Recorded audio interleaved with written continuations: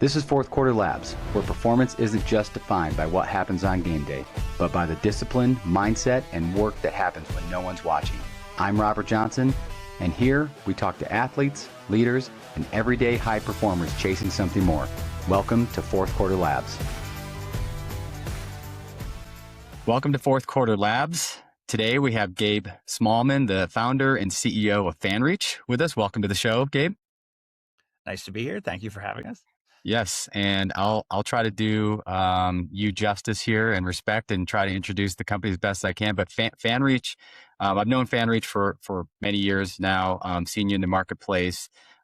We've chatted in the past. I've seen you guys are very prominent at a lot of the trade shows and events and industry events. But FanReach is one of the leading pro sports and just sports apps in general in the sports industry.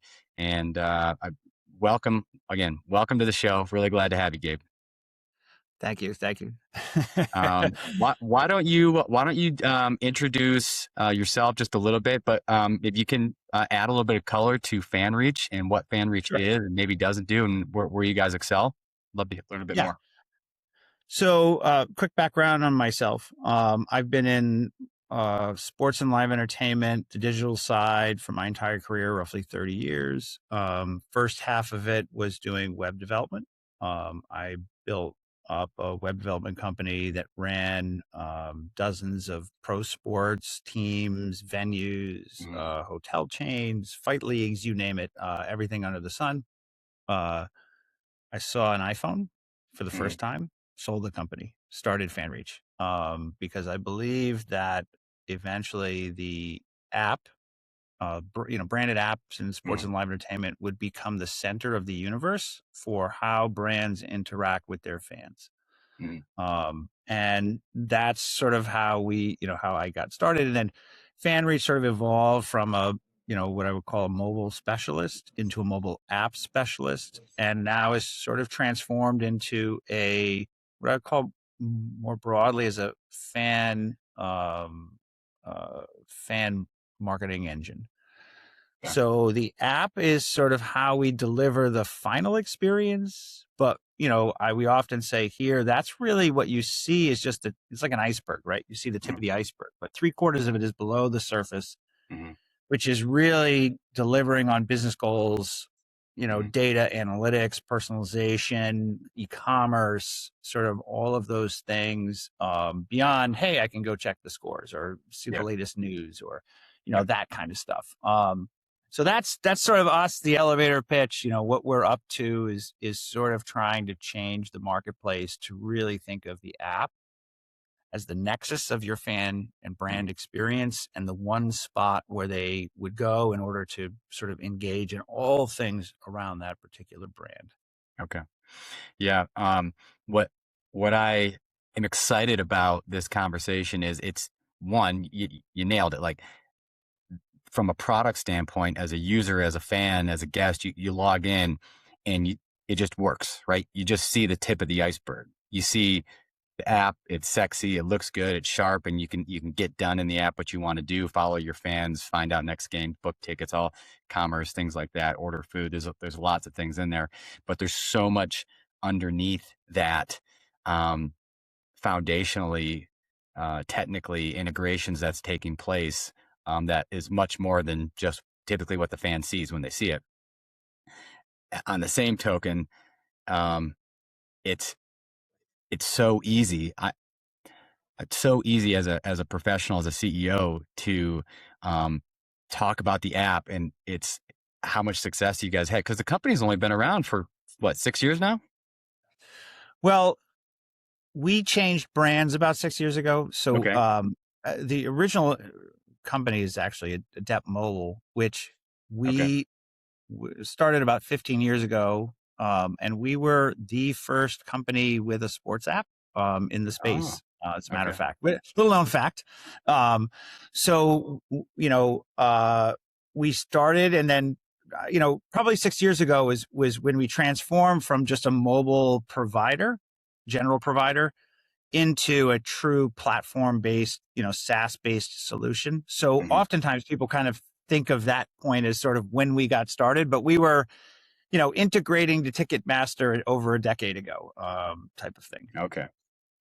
Yeah. Again, you look at LinkedIn, you look at your profile, you look at the company Yeah. history, and you think, wow, 6 years. Look at what you guys have built in 6 years. But there's so much more iceberg under the water that took you guys to get where you are today, and all the success that you guys have had.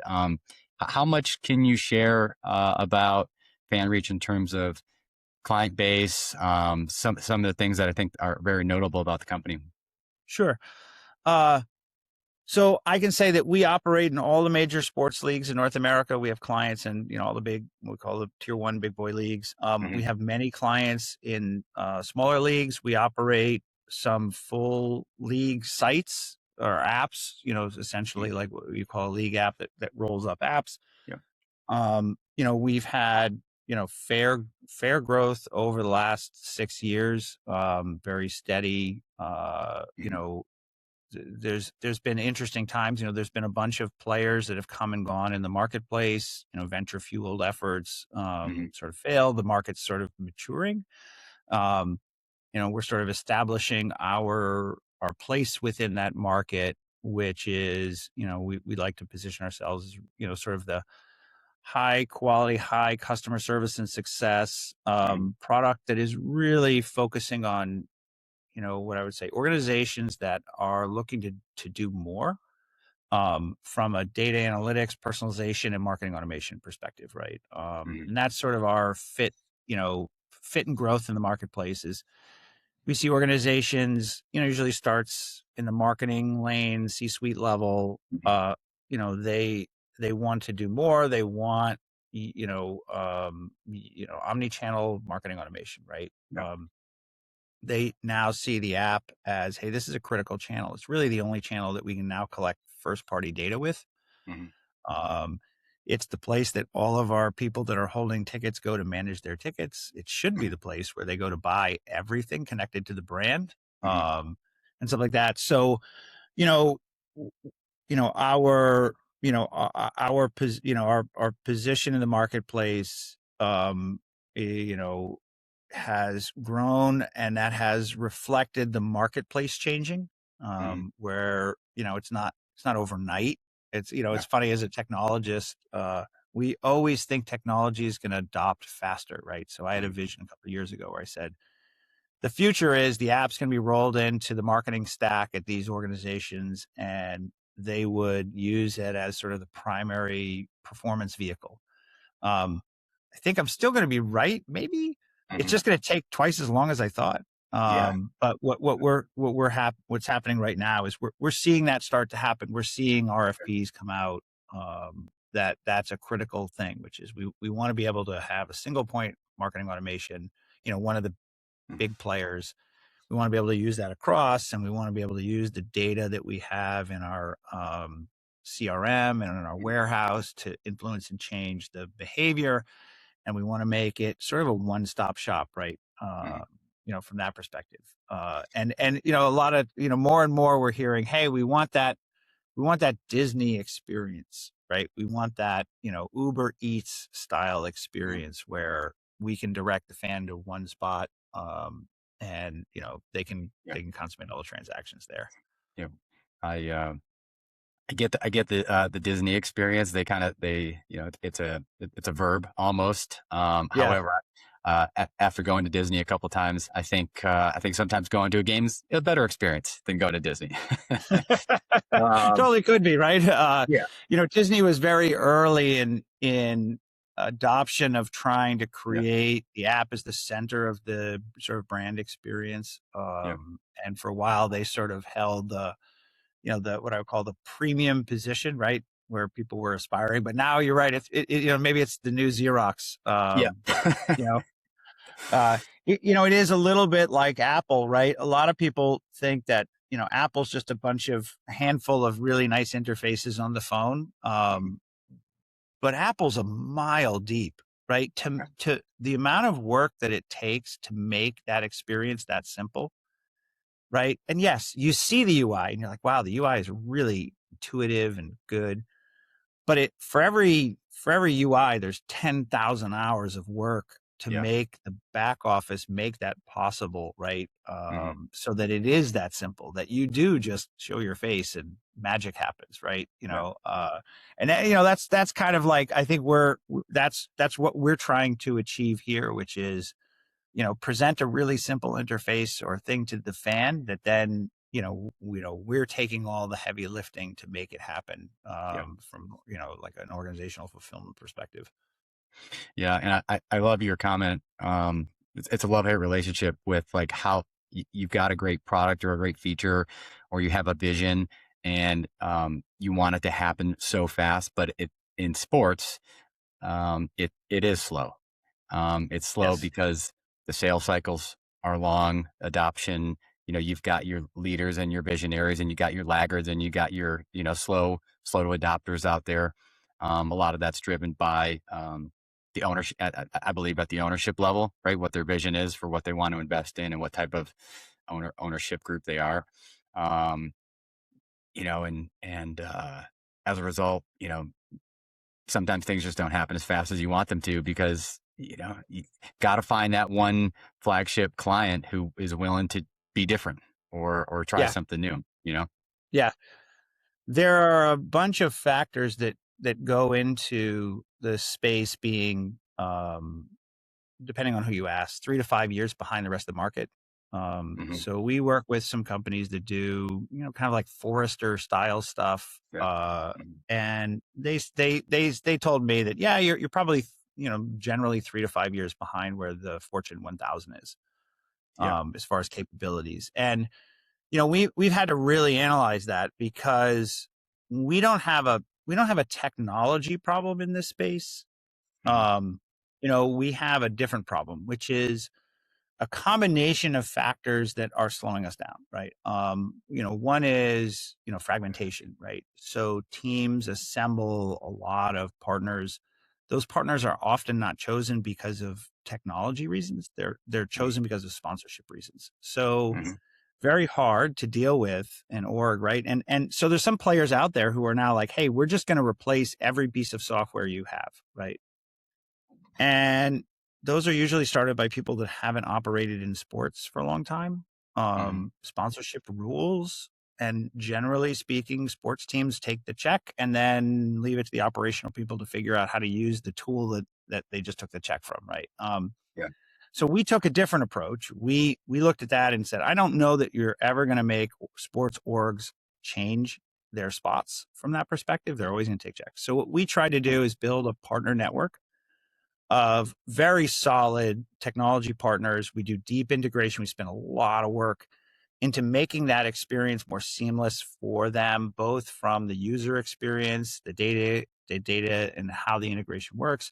And we maintain that for our customers, right? So what we're trying to really do is orchestrate with the platform you have, right? As opposed to say, hey, you got to throw this whole thing out. And I've talked to a couple teams, and they're like, the prospect of throwing out your entire stack, right? Hmm. Dozens of, it's just impossible for them, especially when oftentimes they're tied into long-term sponsorship deals, Hmm. that require Yeah. them. So what we saw as the path is, more what we want to do is orchestrate so that using, being able to select some of these partners and still cash those sponsorship checks don't impede progress.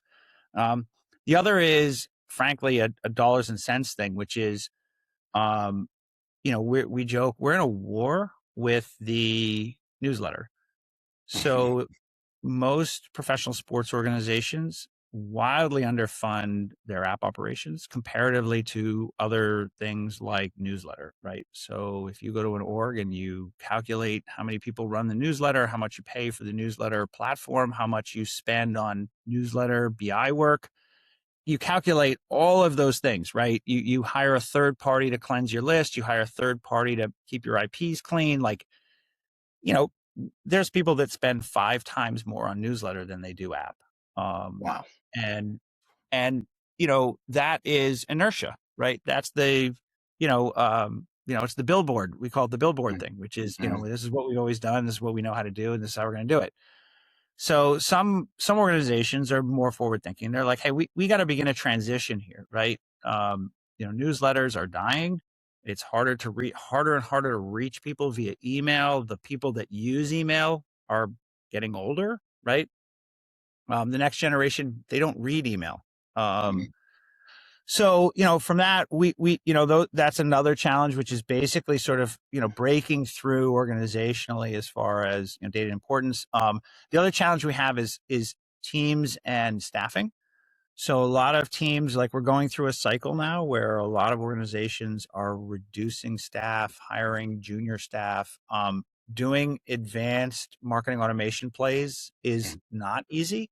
And so you have to have somebody that both understands sports and is an expert in, sophisticated marketing automation. So those are all kind of like headwinds to the market that we're encountering, and we're doing what we can to sort of get smooth those out. Right, we're trying to get people to look at us on the other side of the ledger. We're not an expense, we're cogs, we're cost Yeah. of goods sold. Right. Yep.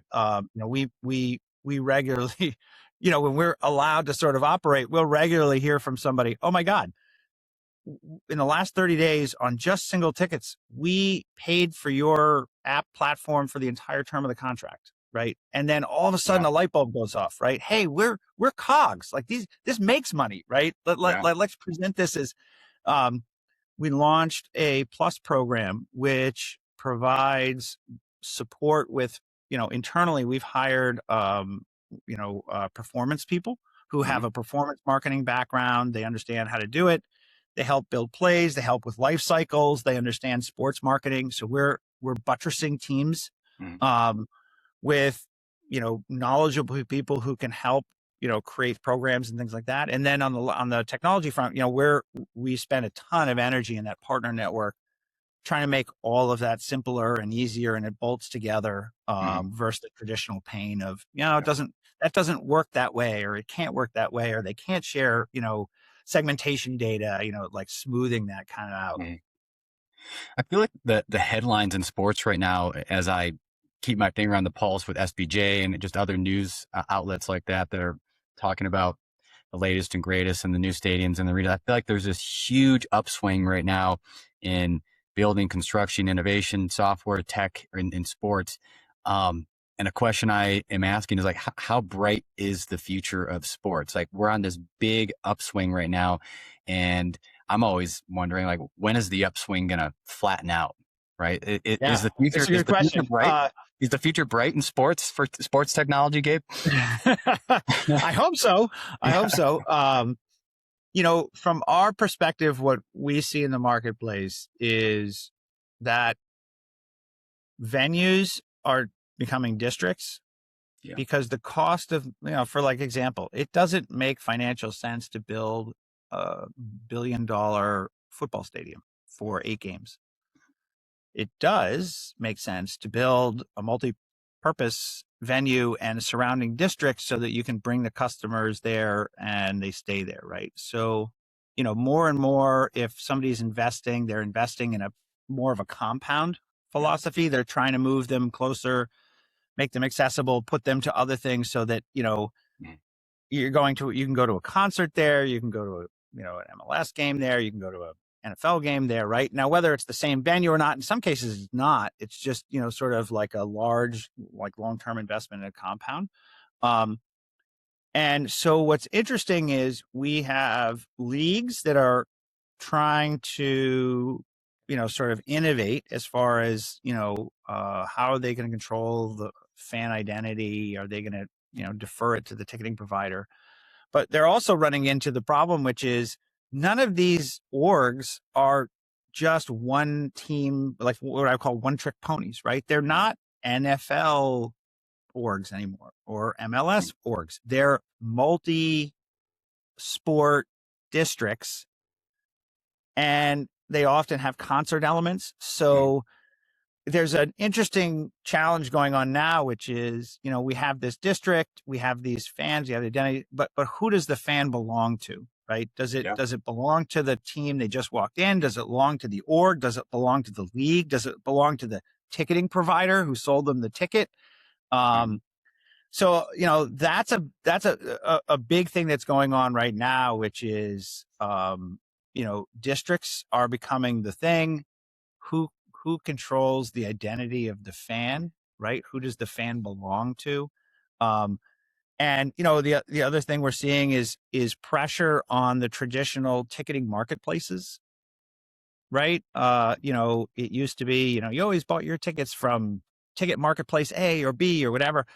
More and more, we're seeing leagues and individual team brands wanting to control that process versus letting their inventory go out into parts unknown and people get bad experiences and they don't know who's walking into their venue, right? That's another, sort of major architectural change that The now, company that comes to mind, Savannah Bananas. yeah, yep, That's one of the like they are trying to take control so that their tickets aren't $500 a ticket and outpriced. They want families to be able to come to an affordable event, and they're taking yep, control of the ticketing. yep. There's a few venues in progress right now, in collegiate sports specifically, that I think are maybe the future, which is they could be bigger, but they're not. Mm-hmm. They very much are focusing on the fan experience. So it's more about getting less fans in, but having them have really high quality experiences versus some of the, I don't know if you've been to some venues where you're up and you can't even see the action at all. Zero. I mean, just watch the Jumbotron. Yeah. And improving that experience, right? Like, what AMBSE did at Mercedes Benz, where they right price the food because they want people to have a good experience and not have to spend $1,000 to go to a game. I don't know where that's going to end up, right? So I know venues are remodeling to bring what I would call like more VIP availability, right? People that are willing to spend on that experience, but that's not going to fill a venue, right? Like I think the danger there is, you've got a bunch of people in the luxury boxes and then the rest of the bowl's empty. If you don't come up with a good strategy to keep the core base able to go and afford the venues. I mean, I heard a recent statistic that on average, in the NFL, person will come to 1.5 games if they're a season ticket holder, right? There's only 8 games or 9 games, depending how you see it. But, if I'm buying a season ticket and I'm only using it 1.5 times on average, right? That's, that's not great. And you're offloading those to people who are casual fans and whatnot. I don't know what the end result will be, right? Who's going to be coming to the venues. It's interesting. I can watch the behavior of I have a 14-year-old and an 18-year-old. And I'm watching their behavior and how they interact with sports and things like that. And it is really different than the other generational people. Like, they don't care as much about the brand. Like, it's not about their team. It's more about the players they know and who they're drafted and their fantasy experiences. Yeah. They'll go to a game, but they almost don't care who wins. It's more about just an experience to them. Like I mentioned, they don't do email. And so it's fascinating. And yes, it's early. Those are not really the big buyers yet. Yeah. But eventually they will be. It's interesting. I've seen their frustration from how to watch, right? Like they don't want to have to work to figure out how to watch a game. And I observed my son one time trying to watch a Pats game.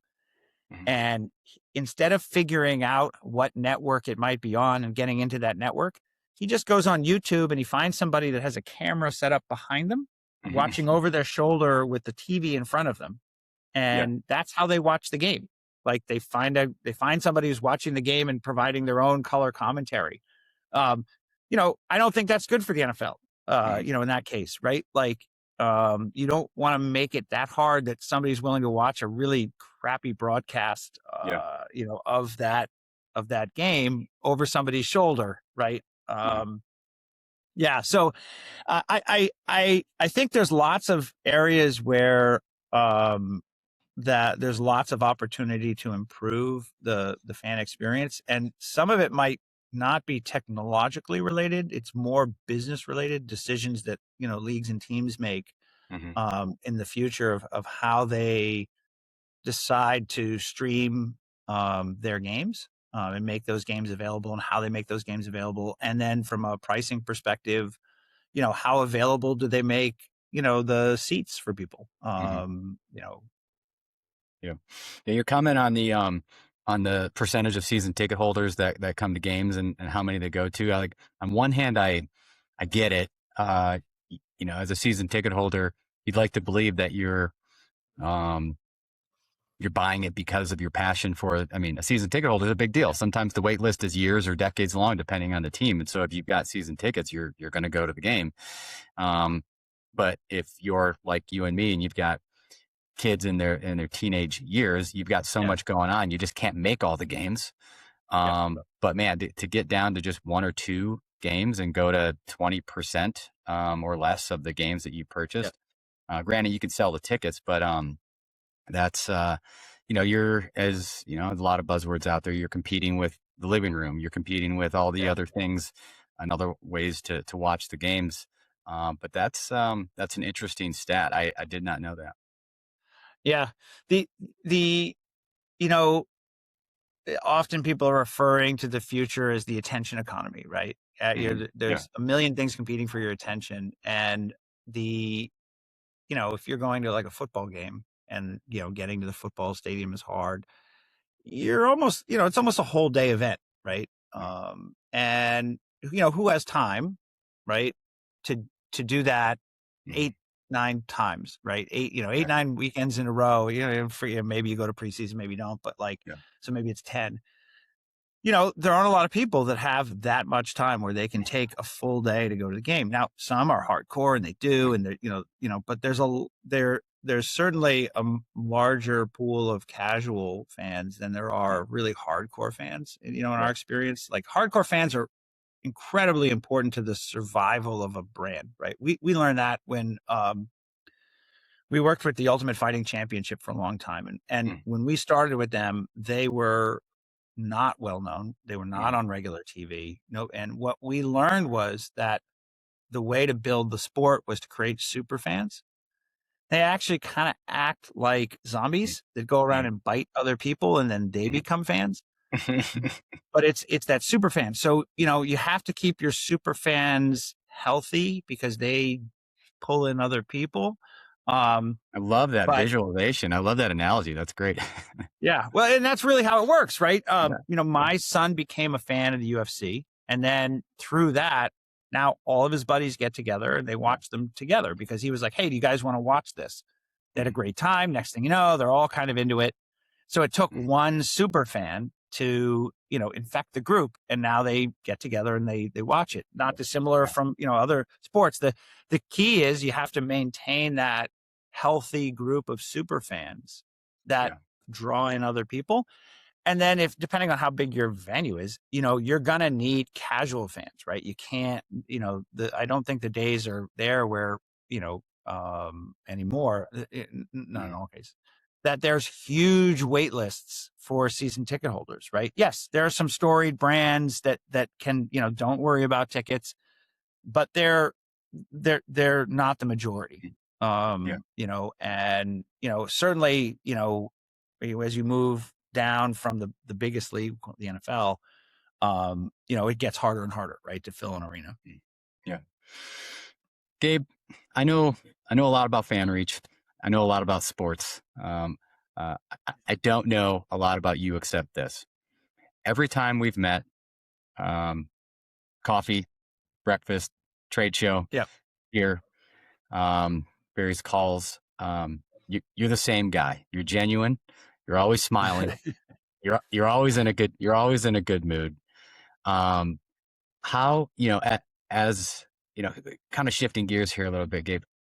How does that translate into you know is that the same person you are every day? Is that the same person that you bring to the organization every day? Is this the same way that is this the same person that is leading the company on it every day? Like how I do you I hope how do so. you do that? I think so. Yeah. Um, I'd like to say that I couldn't fake it. So Yeah. what you see is what you get. Yeah. I'm generally pretty happy because I get to work in a field that I love. Hmm. I love technology. I love solving challenges. Sports is probably not the if I were to start over and think of it from a financial success perspective, I'd probably be better off making technology for banks or trading companies, Yeah. crypto, whatever. Yeah. Um, Sports is very hard to do technology in, but it also comes with a reward, which is stuff you do gets seen and used by millions of people. Yeah. And for better or worse, if you did a good job, you made a lot of people and they're very vocal about it. If you do a bad job, they're also very vocal. Mm. Um, but I'd rather take the high risk, high reward sort of that. And the other thing I'm very fortunate is the team around me I've worked with in many cases over a decade. And when you surround yourself with really great people, going to work isn't going to work. It's Mm. getting up and solving problems with your friends. Yeah. Sports adds the fuel, which is almost every day there's some unexpected problem, and yes, sometimes Yeah. that gets a little tiring, but I think that is part of the excitement of the space, the upside, which is there's always unique challenges to be solved. Yeah. You know, so I think it's the same guy. We work really hard internally to create a culture that's really positive. We don't if it's not we really work hard to prevent politics, fiefdoms, things like Mhm. that. We either all succeed together or we all we fail together, right? Yeah. And hopefully we succeed more than we fail. I think that culture creates long-term retention of people, which is incredibly important to the successful output of our product. And I measure that product in both technology and service and success. Mhm. Um, you know, this is there's a lot of industry knowledge that if you cycle out people every year or two, you never build. I can Mhm. say that, the people that are working, for example, on our Ticketmaster integrations, they've been doing that for over a decade. Yeah. Um, so, yes, we spend a lot of time and energy working on a great work environment. The result of that is we have very good retention and happy people working on Mhm. things that they like working on and like together. The result of that is, like I said, I think very good output from the perspective of a product and a very good output from the Mhm. perspective of service and success. Yeah. Just knowing some of your leadership team personally and having met them.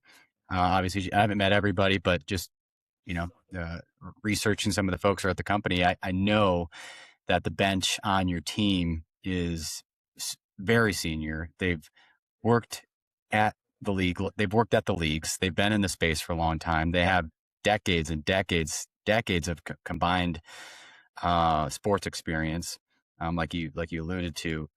So, like knowing that you have such a deep bench, how does that change your leadership style with everybody, or Uh, does it? Does it not? I do my best to just get out of their way. Yeah. I joke that I'm probably if I'm doing a good job, I'm the least important person at our company. From that perspective, if they're kind of given autonomy to run and do. I mean, they're all incredibly bright, super successful people. They've come from the space, that allows us to really not micromanage, right? Like, Mhm. and that autonomy is powerful, especially now more Yeah. than ever. Uh, AI is a tool, for example, that can accelerate anyone, but if you accelerate the wrong person, you don't get a net benefit to the client or the organization, right? Mhm. So we're in a good spot because accelerating really benefits people that have lots of industry experience. Mhm. So, if we think about a differentiator, I think that's probably one of the biggest differentiators we Yeah. have because what's becoming valuable in a software organization is industry experience and being able to transform that experience into product Mm-hmm. that is usable, desirable, and beneficial to the client. And that's broken a lot of barriers recently, right? Mm-hmm. Where companies had to stay more siloed just because of resources. That's changing, and that'll be an interesting thing. I think if there's going to be a change in technology from that perspective in our space, it's going to be the result of once these companies that are deep in experience refine their build processes, what they decide to get into. From it used to be, stay very vertical, right? Very, very deep, because getting horizontal is really hard. It requires so much more engineering resources, venture capital, whatever. It's not necessarily as true anymore, right? So I think what we may see is those vertical orgs starting to do this a little bit, Mm-hmm. because they can bring more product to market, more features, Mm-hmm. within the space. Uh, so that'll be an interesting thing to see how that sort of changes the marketplace. From sort of like, are people going to stay in their lanes like they have? Or are we going to see people start to push up against that Venn diagram, change a little bit, and start to do this Mm-hmm. for what your product does? Tell me, tell me about like things are great. Like I love your positivity. It's awesome. Like tell me about a year or a season or a time in building FanReach where things haven't been great. Like what were those challenges in the past?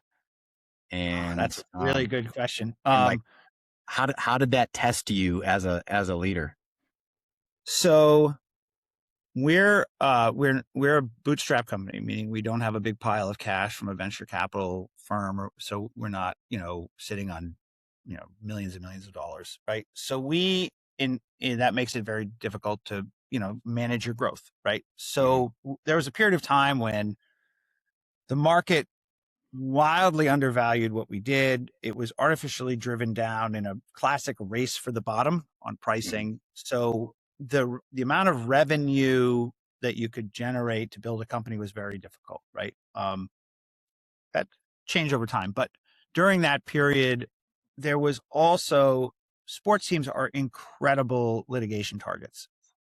And every couple of years, the litigation changes from accessibility to privacy to content to whatever.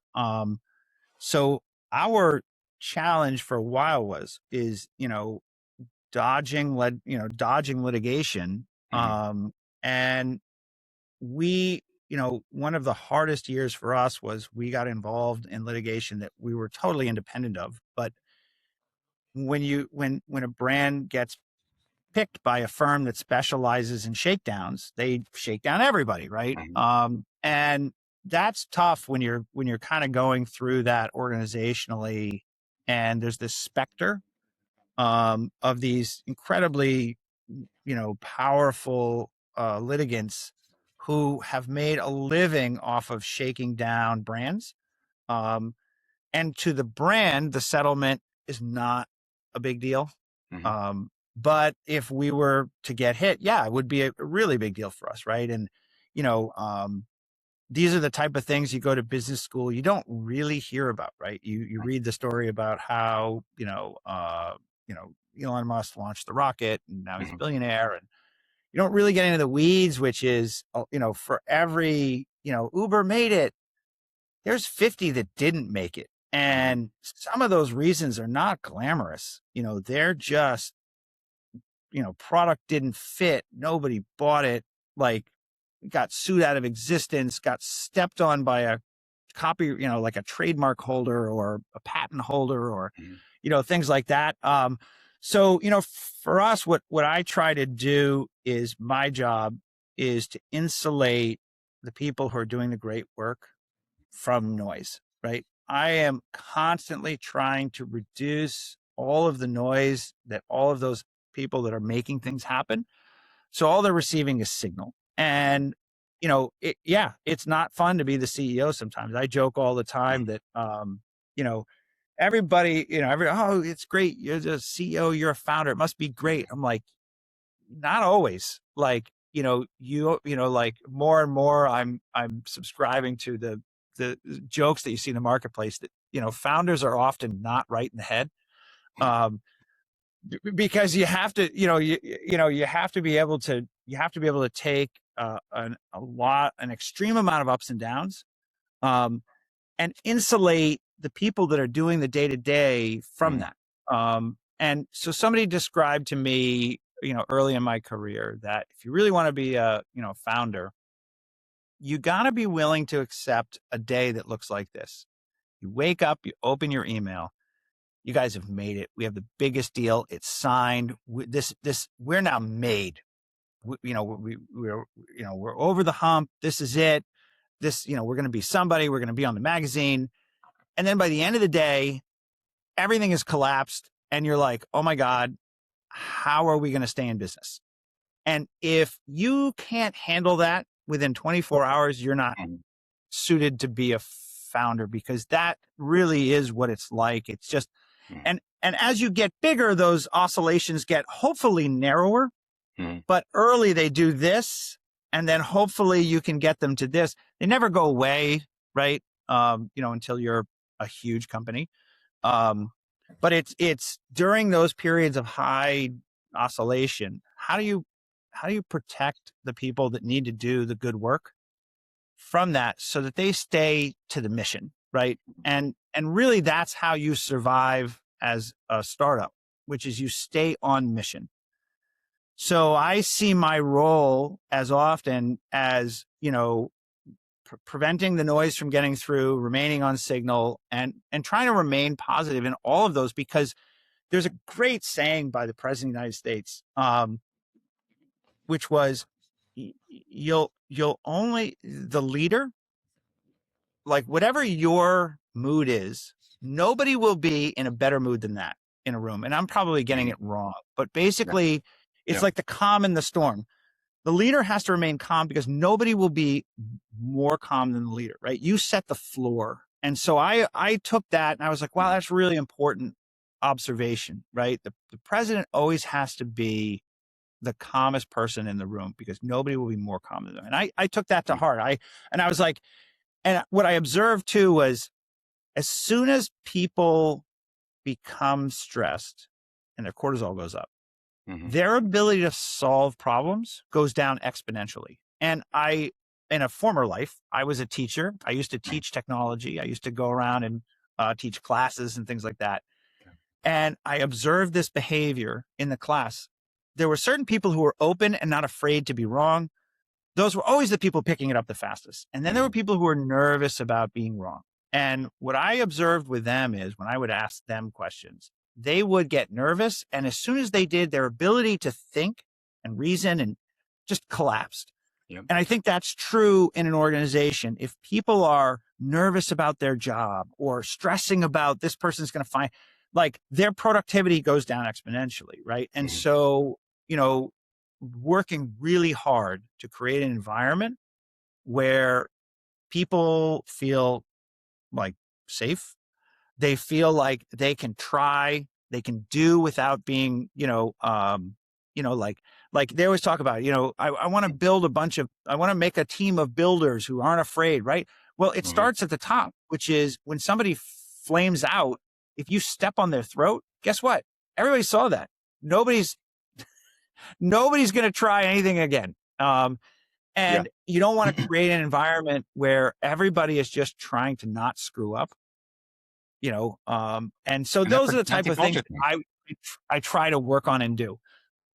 Yeah. And that's a culture thing too, right? It's a leadership component. It's a culture thing. And if you're doing those, right, it's going to trickle down and drive the culture of the company. Yeah. How, there's there's lots of sayings out there, right? One is, it's lonely at the top, right? If you're the CEO and you're the one making these decisions and you're handling the highs and lows, you can't look left and right sometimes and go ask somebody their opinion or thoughts on this. or you don't want to share it with them because, again, to your point, you don't want to raise their cortisol. You don't want to put this on them. You want them to stay focused on the mission.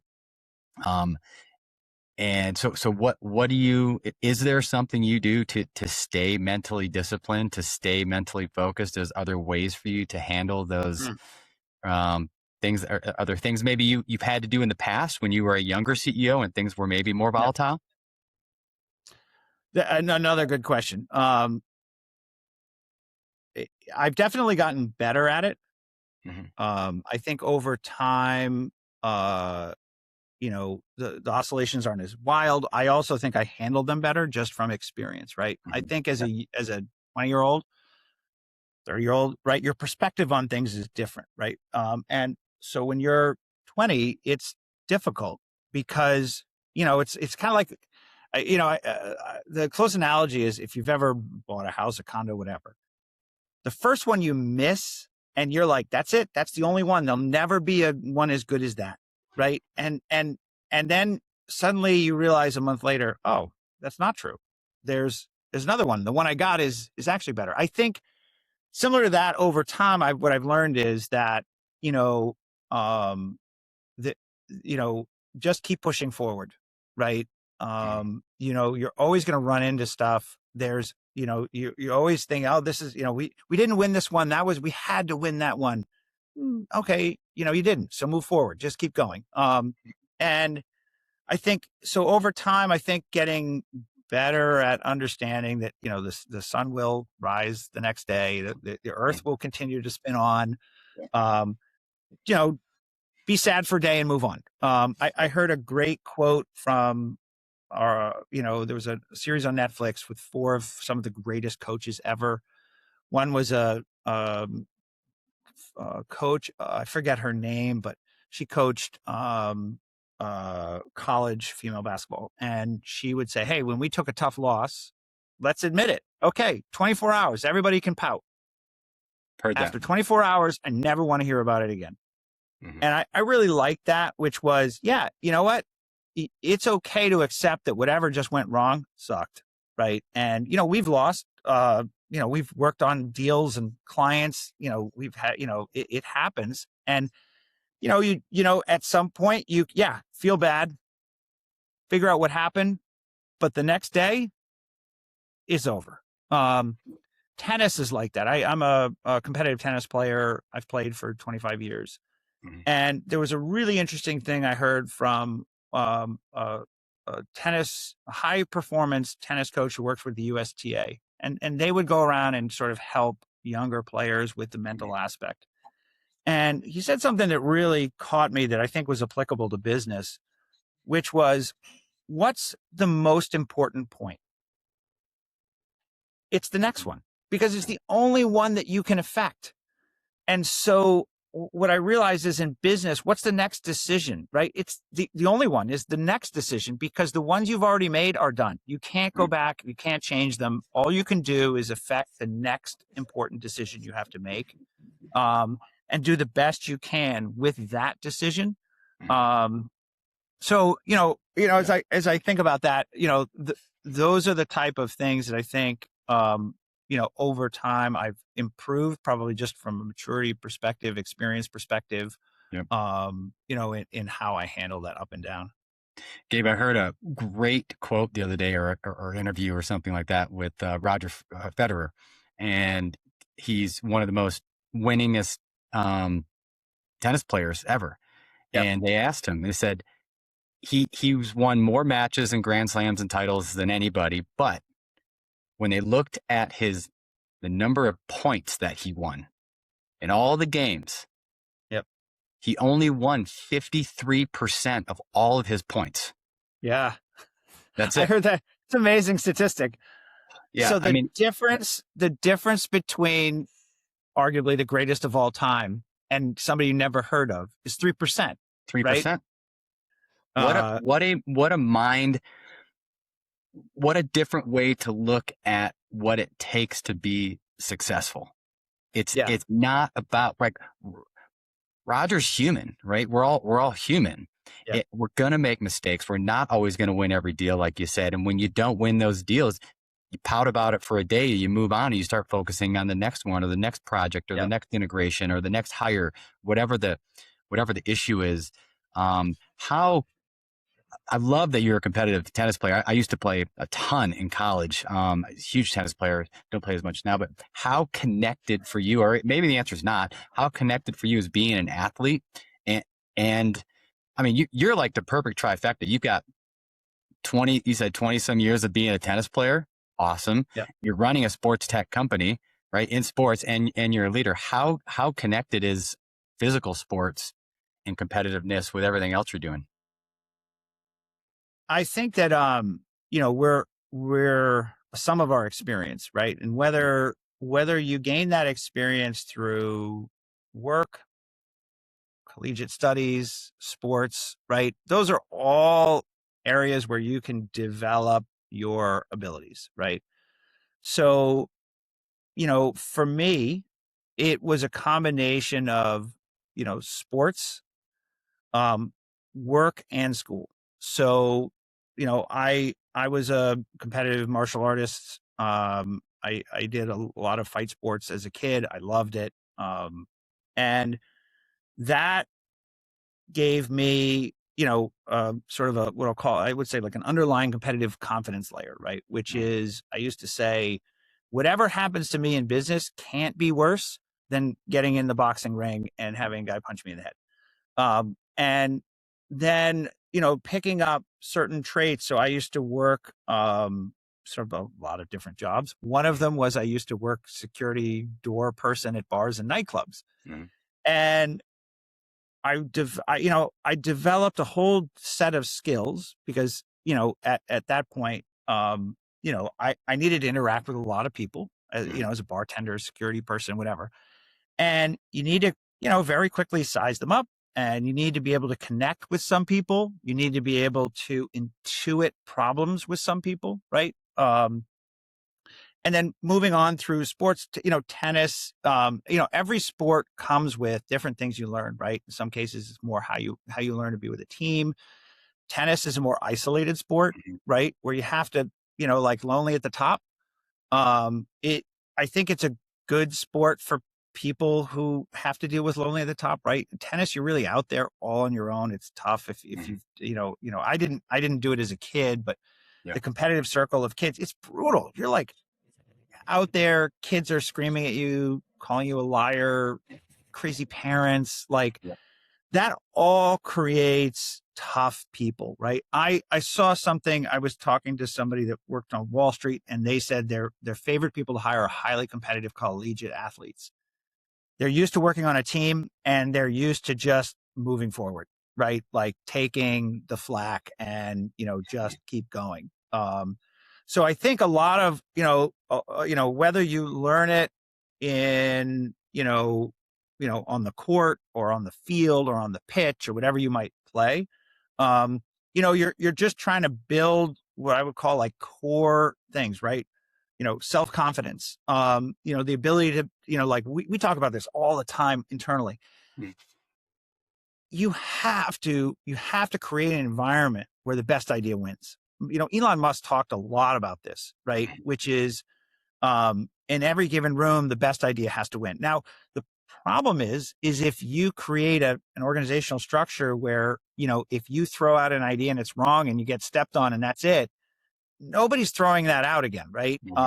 If you have leaders that have big egos, they want to be the guys that thought of the ideas, right? Like and that I think starts, at the top where you have to be willing to let other people try and do, even if you don't agree, right? You might be wrong, maybe you're not, but maybe they have to figure it out by trying. And so a lot of our team came from sports, right? So we had a lot of like high, like collegiate.